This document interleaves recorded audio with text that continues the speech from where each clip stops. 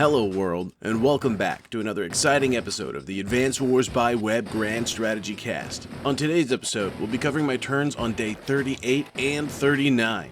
Now, due to a glitch with my recording software, I unfortunately lost a couple days worth of footage. So now I'm going back and recasting those days, this time using the replay. And before we cast my turn on day 38, let's have a quick Wars World news update covering everything that's happened since our last episode. So of course, following me on day 37 was Cobalt Ice, and here's exactly how the map looked then. Cobalt looks like he's fighting back, takes down the infantry, secures the factory, he's moving infantry down the peninsula, and he seemed to be getting enough infantry at this point where he could actually gum up all of Red's battleships, forcing them to fire uselessly on infantry. And you can see his build order, he's building a lot of mechs and a lot of infantry. Over here on Blue Moon's turn, it looks like he's pulling his fleet back. He's actually getting a more secure line. If we take a moment just to look at this. That cruiser, so 2 cruisers, and then he's got a line of 3 battleships. Just like that. And you see they're all just outside of this battleship's range. So no one can really approach any closer, but clearly Blue does not want to engage this battleship here either. And Blue moves a little bit more infantry together. He consolidates some infantry, consolidates some artillery, and you can see he's building his lines back up. And a little more infantry for the line. That's going to take us to Red Fire's turn. Now his turn comes around, the Typhoon goes away, and you can see he continues to bombard the island. Or the peninsula, I should say. But he does not really accomplish a whole lot, and it looks like he's being pushed back. He cannot get quite enough infantry onto that island. So that's going to take us to my turn on day 38. Now running through the turn, you can see I start off with some ships moving my black boats a little closer in the southeast, as well as infantry in the northwest. Getting all my units onto buildings, that way they can get their 2 HP of repair in. Trying to maximize that and secure my lines. You can see I'm building them up just a little bit. There we go. Look at that infantry. Just a moment. Let's see all this infantry.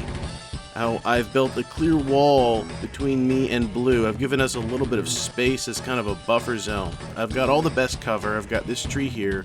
I've got this forest here. This city. This forest.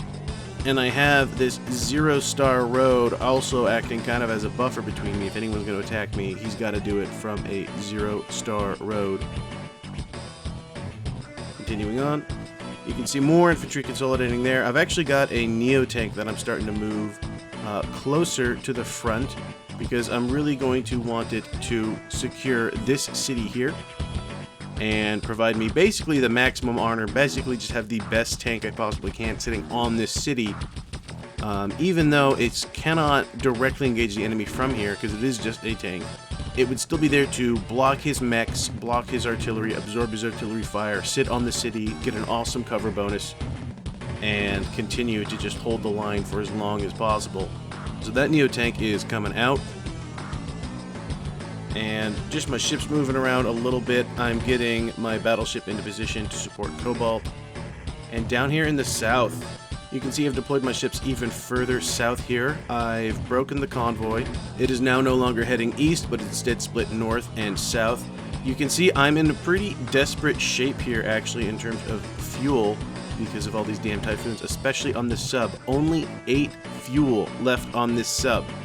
So I need to come up with a plan for it and some way to make it useful and keep it afloat, because the closest black boat I have is all the way over here. And if this thing will run out of fuel, it will, well, it'll get lost at sea. So build a little bit more infantry to secure my line, and then that is going to take us back to Cobalt Ice's turn at the end of day 38. At the end of day 38, Cobalt is looking at what to do next. Clearly he sees that he's making progress in the peninsula, but he has not actually captured any of these buildings back yet, and he is facing a wall of battleships. And he does not know how reliable Blue Moon is as a partner, nor myself really, although I am backing up Cobalt pretty obviously. Moving on, you see he moves on infantry on to capture some of these territories, and if he can provide enough targets to fire at, he might at least be able to capture one of them. You can see a lot more infantry coming down the pipeline. Another medium tank. I'm not sure what they're going to accomplish other than getting fired at by battleships, which might just be their purpose. Blue Moon might, or Cobalt Ice might also have a submarine in this ocean operating somewhere. But this is going to be the beginning of Blue Moon's turn and the beginning of day 39. You can see he's cycling his artillery around to get some repairs in, reorganizing his line. He does not do much. Blue Moon holding the line very steadily with what you see here and taking us into Red's turn. Red opens fire across the line, denying basically all of those territories to the infantry. And again, with just a few units, really, he's only able to take just a few actions, and that's going to take us into my turn on day 39. So you can see here Blue Moon becoming a little more threatening by getting his line a bit more organized. And the sooner he can get these units repaired again, the sooner that they can actually become a threat to me again.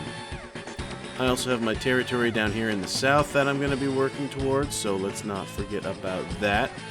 And so one thing that happened last turn, you can see here I had placed this submarine with only 8 fuel remaining right here. And keep in mind, since it is a submerged submarine, it's going to be eating up 5 fuel at the start of next turn. So this thing is basically out of fuel. But what is the one thing I can try to do with it? This is what I did. I had moved my battleship into perfect position as perfect bait for this submarine that I saw that he just built here. And you can see his submarine, if it could actually move a full distance, and keep in mind he's a Drake player, he gets an extra tile of movement. He'd be doing 1, 2, 3, 4, 5, 6, and he'd be hitting me right there. Let's see how much a full health submarine would do to my battleship. So here's the damage calculator to see how much that guy would do to me. He would take me out in one hit. So I provided him with the perfect bait, a one-hit kill on a battleship opportunity that he has no choice but to try to engage in to get this free kill. Now he may or may not know that I have a submarine out here somewhere, but he doesn't know where it is, and so he doesn't know what he's about to stumble into. How can I basically guarantee myself a first turn advantage and the ability to actually find and locate a submerged submarine, or at least a submarine that Red would clearly like to submerge as soon as he can? I placed this sub right here, and let's see exactly what happens. You can see right here when I hit the next button, what must have happened was Red took this submarine and he was going out for an attack, and that gets interrupted, and bam. So now here we are, my turn on day 39, and I have stopped this sub dead in its tracks, and well, this is gonna sound extremely cliched, but hey man, it's true. The hunter has become the prey. And now I actually have a battleship, 2 submarines in range of his sub. So I took a tremendous position of weakness, and I was able to leverage it into, now I have the initiative on his sub. So my turn on day 39. See, I'm continuing to cycle out my infantry and my units. I want to get everything repaired up because I don't have a very defensive line on my border with Cobalt. I don't have a lot of troops there, so I'd like to keep them topped off. And you can see I'm forming this natural sort of barrier here between Cobalt's territory, Blue's territory, and my own, and just cycling my units around. You see, having so many units around, I can cycle them for repairs in a bunch of different ways. I can do a bunch of different things with my units, and I can still keep my line in order. You see, now down here in the southeast, with those subs, let's take another peek at this. Let's see exactly what happened. So actually, here is what happened here. So you see, I've trapped his submarine. His submarine has not had a chance to submerge yet. And the first thing I do is I open fire with my battleship. Indirect fire from a 6 HP battleship. Still deals half damage to a surfaced submarine. So you can see that right there. And then second, I move this submarine, an 8 health submarine against a 5. Take the shot. That takes him down to 1 HP. Now I do have this submarine here, that I could go and get a kill on him right now. That would be a confirmed kill for sure. But this submarine is submerged, which means it will be guzzling 5 fuel at the start of next turn, and if it cannot meet 5 fuel, it will sink. So instead of opening fire, instead of taking out the sub, actually what I will do is I will surface this sub, and now it will only consume 1 fuel per turn. And it's got 3, so basically it will get 1 or 2 extra turns to sit and do nothing. But at least now it's surfaced, it's not going to sink at the start of my next turn. Continuing on from there, I move my black boat south and open fire with my battleship on Red's island. Just a little bit more of consolidation of my units here, and that's going to take us into Cobalt's turn on day 39.